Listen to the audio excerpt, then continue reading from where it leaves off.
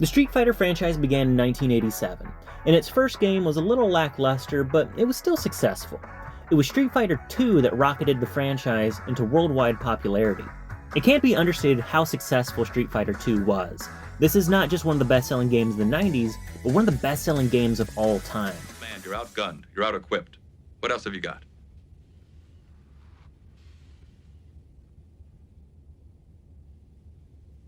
Guile. Join me.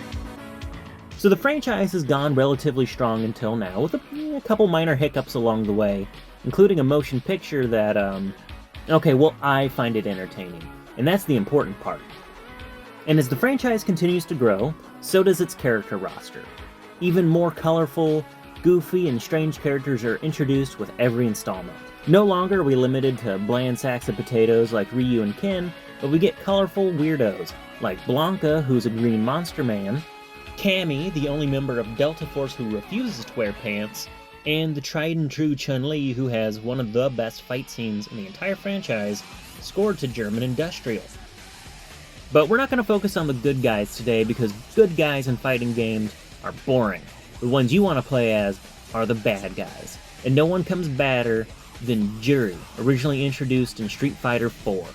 This is the Storm Collectibles Juri Han action figure, based off of her appearance from Street Fighter V. We're switching it up here. Between Street Fighter IV and Street Fighter V, Juri's costume changed from Taekwondo martial arts based to a Black Widow style jumpsuit with a plunging neckline so deep it had to be censored in the official release.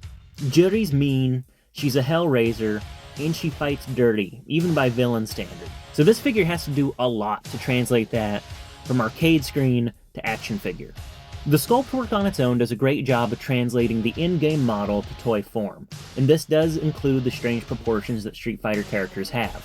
The included head sculpts are fairly crisp in detail, however the paint is a little chalky in some areas. She comes with two portrait sculpts featuring the eye patch and one without. She has one stern expression with the eye patch, one smirking expression, and then an eye patchless side eye.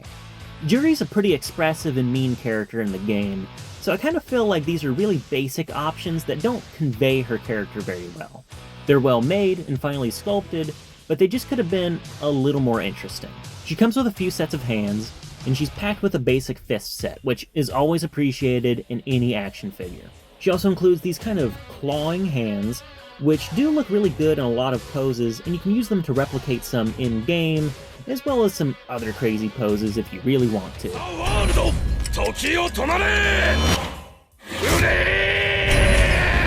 She also gets the somewhat ubiquitous jazz hands that a lot of premium action figures get these days. They look alright, but the sculpting on the fingers leave a little bit to be desired, as they look a little stubby in this pose. She also comes with some flat hands, because I don't really know. I guess you could use them for shrugging poses, or maybe her trying to rile up the audience in a fighting ring. The articulation suite in this figure is really well designed and really well handled.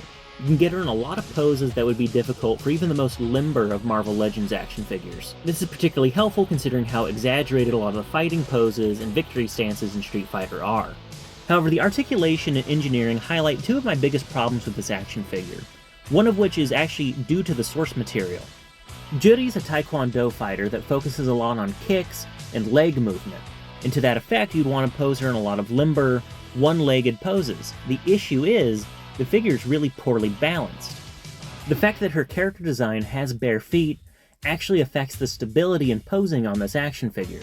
While this girl's rockin' size 12s, you'd think she's got a really stable footprint considering the size.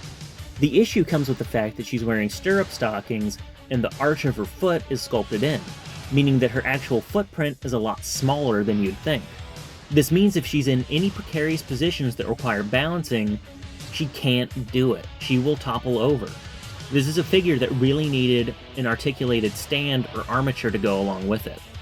The other major problem I have with this toy that's highlighted by her articulation and engineering is the fact that her chest is made entirely of one hollow piece of thin rubber. So yes, her entire chest is squishy, and while this allows you to crank the posability in ways that you couldn't on a Marvel Legends figure, for example, this also means you're stressing a really, really thin piece of material, and I don't know if it'll survive. I don't know if this is common on Storm Collectibles toys, but I really don't like how this feels in hand.